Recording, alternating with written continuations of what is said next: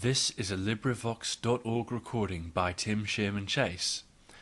This recording is in the public domain. Thus Spake Zarathustra by Friedrich Nietzsche. Translated by Thomas Common. Part 4, Chapter 80. The Sign.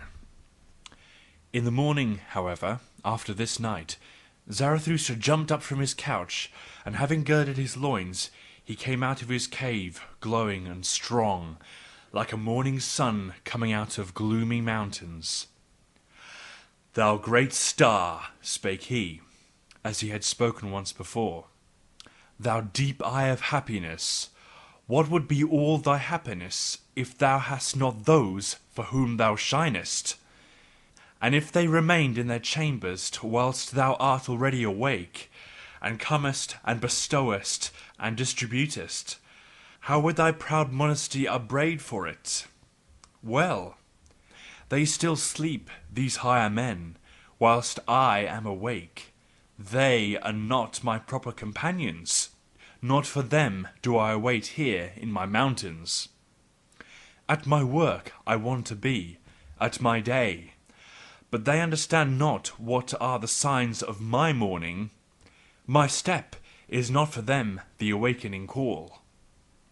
They still sleep in my cave, their dream still drinketh at my drunken songs. The ardent ear for me, the obedient ear, is lacking in their limbs."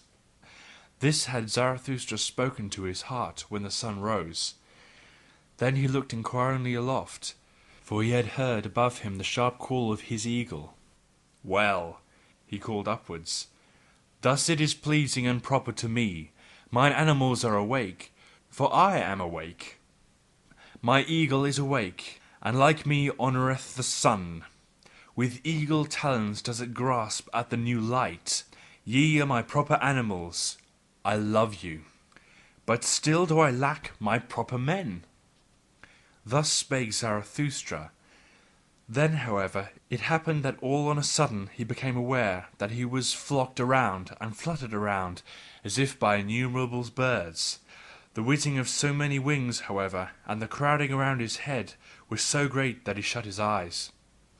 And verily there came down upon him as it were a cloud, like a cloud of arrows which poureth upon a new enemy. But behold, here it was a cloud of love, and showered upon a new friend. "What happened unto me?" thought Zarathustra in his astonished heart, and slowly seated himself on the big stone which lay close to the exit from his cave. But while he grasped around with his hands, around him, above him and below him, and repelled the tender birds, behold, there then happened to him something still stranger. For he grasped thereby unawares into a mass of thick, warm, shaggy hair. At the same time, however, there soundeth before him a roar, a long, soft, lion roar. "The sign cometh," said Zarathustra, and a change came over his heart. And in truth, when it turned clear before him, there lay a yellow, powerful animal at his feet, resting his head upon its knee, unwilling to leave him out of love, and doing like a dog which again findeth its old master. The doves, however, were no less eager with their love than the lion. And whenever a dove whisked over its nose, the lion shook its head, and wondered, and laughed. When all this went on, Zarathustra spoke only a word: "My children are nigh, my children!" Then he became quite mute. His heart, however, was loosed, and from his eyes there dropped down tears and fell upon his hands. And he took no further notice of anything, but sat there motionless without repelling the animals further. Then flew the doves to and fro, and perched on his shoulder and caressed his white hair, and he did not tire of their tenderness and joyousness.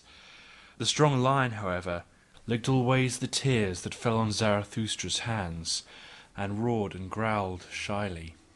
Thus did the animals do. All this went on for a long time, or a short time, for properly speaking there is no time on this earth for such things. Meanwhile, however, the higher men awakened in Zarathustra's cave, and marshalling themselves for a procession to go to meet Zarathustra, and give him their morning greeting. For they had found, when they awakened, that he no longer tarried with them. When, however, they reached the door of the cave, and the noise of their steps preceded them, the lion started violently, and turned away all at once from Zarathustra, and roaring wildly sprung towards the cave. The higher men, however, when they heard the lion roaring, cried all aloud as with one voice, fled back, and vanished in an instant. Zarathustra himself, however, stunned and strange, arose from his seat, looked around him, stood there astonished, inquiring of his heart, bethought himself, and remained alone.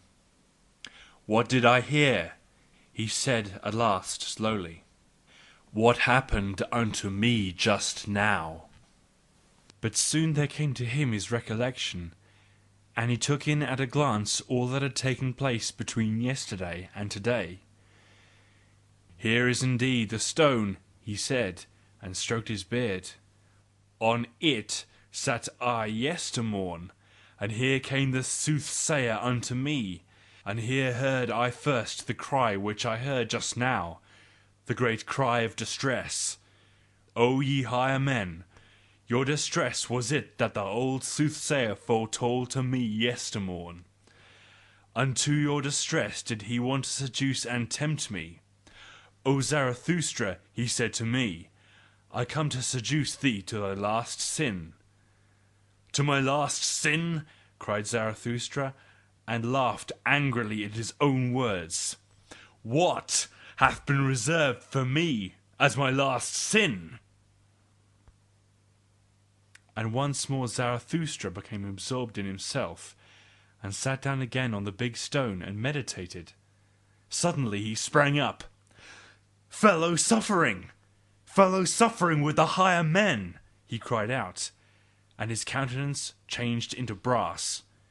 Well, that hath its time! My suffering and my fellow suffering, what matter about them? Do I then strive after happiness? I strive after my work. Well, the lion hath come, my children are nigh. Zarathustra hath grown ripe. Mine hour hath come. This is my morning. My day beginneth. Arise now! Arise, thou great noontide! Thus spake Zarathustra, and left his cave, glowing and strong, like a morning sun coming out of gloomy mountains.